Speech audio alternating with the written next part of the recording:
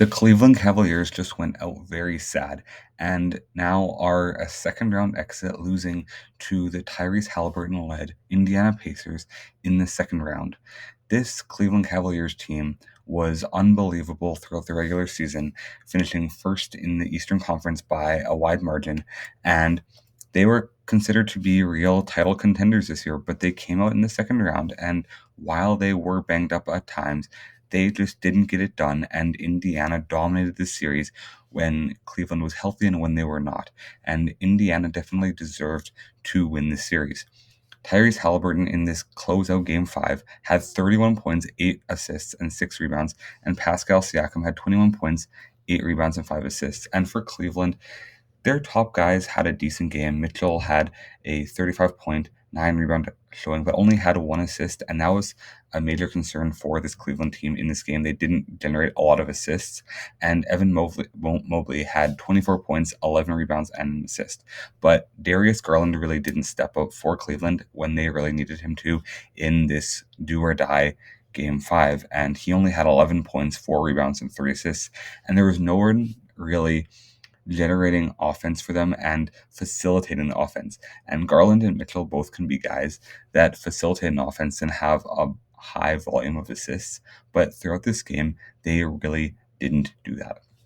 And going forward, it's really a question whether for Cleveland they should run this team back or retool. And obviously, you're not going to rebuild fully, but do you trade a guy like Darius Garland for someone else who can be of more value, or do you trade some of your depth pieces and try to retool instead of running back this same team? Because when you are a 60 plus win team in the NBA and you come out in the Eastern Conference, which isn't that strong, and get dominated like you did against Indiana, hurt or not, there are questions that your team has to ask and your management has to ask.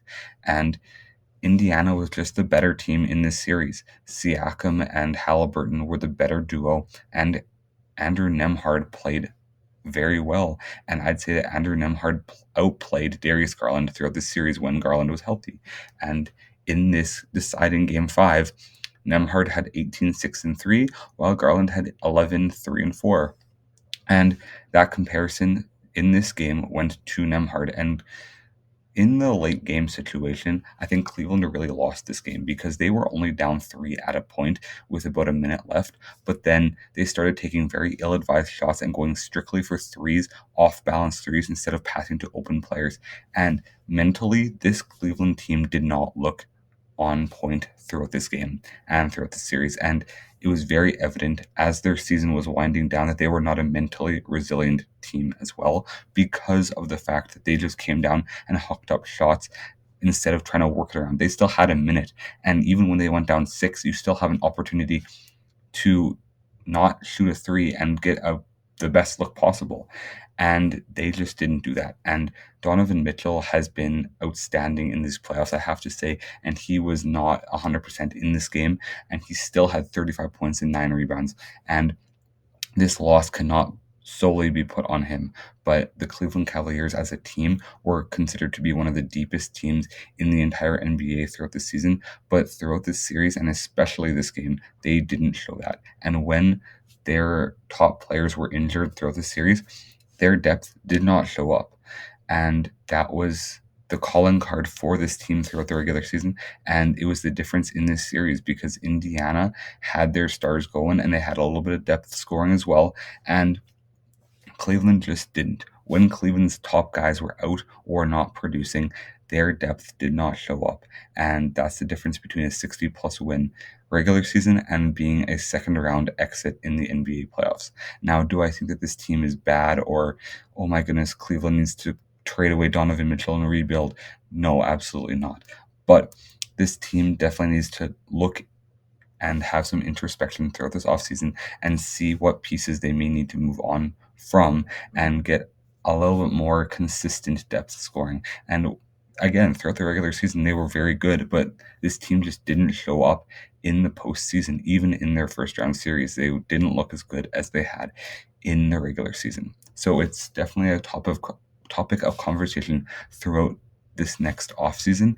about what do the Cleveland Cavaliers do to become real title contenders, because even in January, I predicted, as well as many others, that this team would be a second round exit potentially. And it's just because they were very streaky, very inconsistent. And against the top teams in the NBA, they struggled. And even in the games they won, they didn't look as good. And they beat up on a lot of bad teams, especially being in the Eastern Conference, which is so bad this season. But it's really come to fruition now that this team was a second round exit, and they need to retool and get better for next season if they want to have a chance of really making a deep playoff run. This Cleveland team and Boston, the second seed, is also down 3-1, and Jason Tatum's out for the season with a torn Achilles. So both of the top two seeds may go down 4-1 in their second round series, and we might have a matchup in the second round of Indiana and New York, which we did not expect coming into these second round series. Anyways, let me know what you think will happen with Cleveland this offseason. God bless you all. Have an amazing day, and make sure to subscribe to the channel. God bless.